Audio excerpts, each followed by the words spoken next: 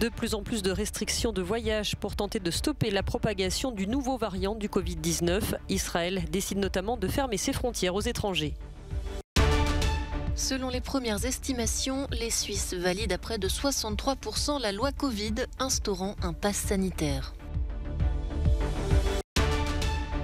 Situation toujours tendue aux Antilles, où le ministre des Outre-mer Sébastien Lecornu est attendu ce dimanche.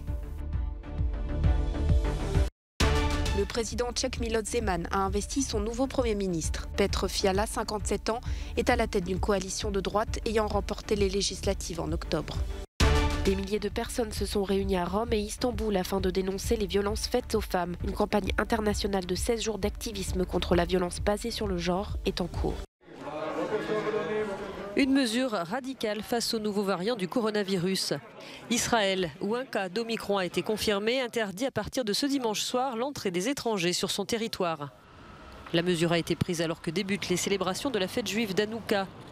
Les Israéliens revenant chez eux devront eux se soumettre à un test PCR et à 3 jours de quarantaine, 7 jours pour les non-vaccinés. Je suis arrivé aujourd'hui d'un séjour de 2 jours à Istanbul. J'avais prévu de rester 3 jours, mais à cause des nouvelles mesures du gouvernement israélien, j'ai écourté mes vacances et je suis rentré plus tôt. Je ne suis pas trop inquiète, réagit cette autre Israélienne. Je suis vaccinée, j'ai déjà eu le Covid, donc je pense que tout va bien se passer. Après la détection de 2 cas, le Royaume-Uni a décidé de durcir les mesures d'entrée dans le pays en exigeant un test PCR à l'arrivée. En outre, le port du masque va redevenir obligatoire dans les transports et les magasins à partir de mardi.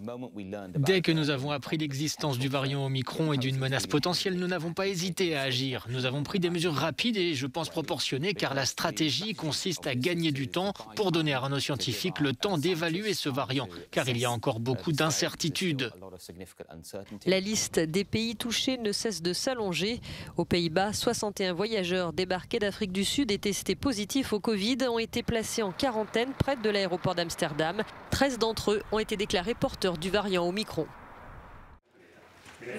Les Suisses disent oui au pass Covid. En pleine 5e vague, ils ont approuvé dimanche à 62% la loi ayant permis de créer le pass selon les résultats définitifs.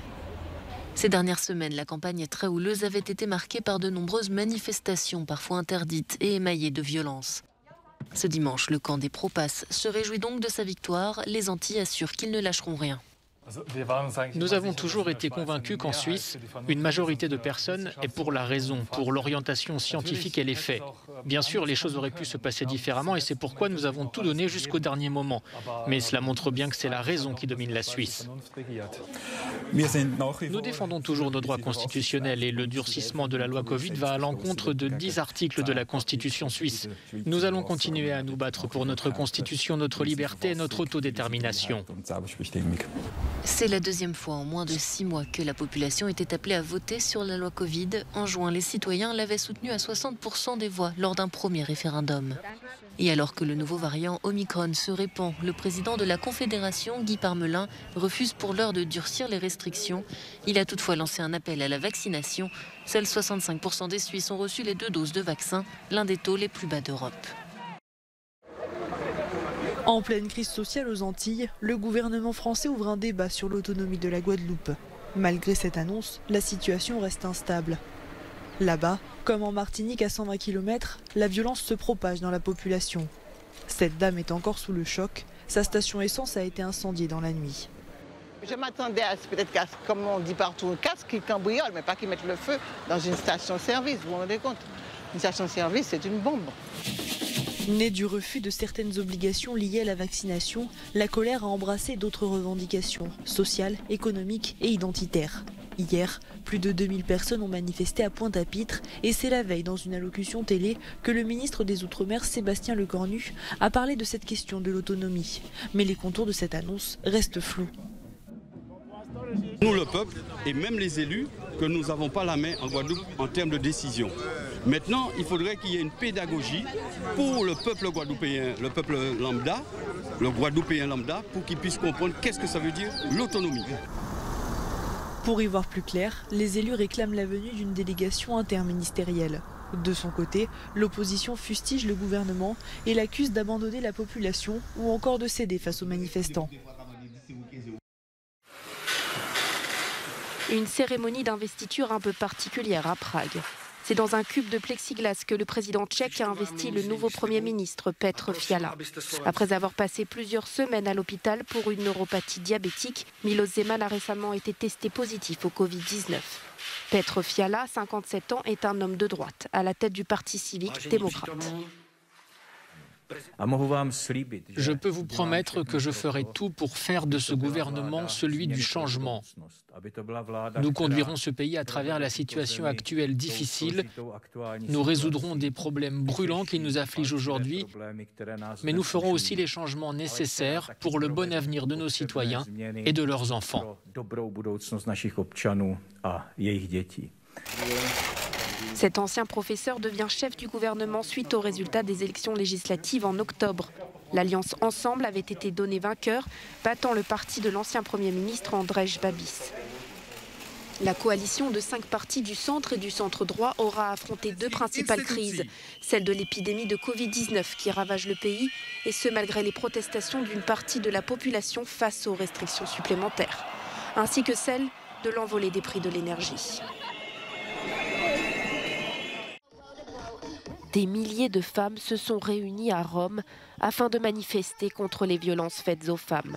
Ce rassemblement s'inscrit dans le cadre de 16 jours d'activisme à travers le monde contre les violences sexistes et sexuelles. Le mouvement Pas une de moins a dénoncé ce qu'il considère comme une politique institutionnelle hostile aux femmes, à la communauté LGBTQIA+, ainsi qu'aux personnes vulnérables à la crise économique, sociale et sanitaire.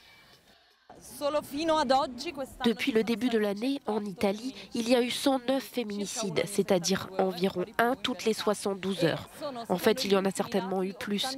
Les derniers chiffres indiquent qu'il y a 89 femmes qui signalent chaque jour des crimes liés à la violence sexiste, du harcèlement, au partage de données privées en ligne, en passant par les coups, et toute une série de harcèlements au travail et à la maison.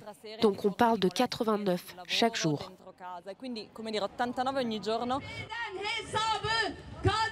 Cette semaine toujours, la police a tiré du gaz lacrymogène sur le cortège à Istanbul. La foule protestait contre le retrait de la Turquie d'un traité visant à protéger les femmes, ainsi que contre la nette augmentation des violences envers elles. Selon le groupe We Will Stop Femicide, le mois dernier, 18 femmes ont été tuées par des hommes et 19 autres ont été retrouvées mortes dans des conditions suspectes.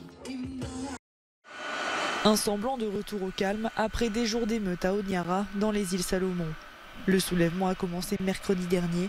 Des manifestants sont descendus dans les rues pour exiger la démission du Premier ministre proche de Pékin, Manasseh Sogavare. Face à l'ampleur de la contestation, l'Australie avait promis son aide. Les premiers soldats sont arrivés. Ce n'est pas notre rôle d'interférer dans leur démocratie, dans la manière dont ils résolvent leurs problèmes.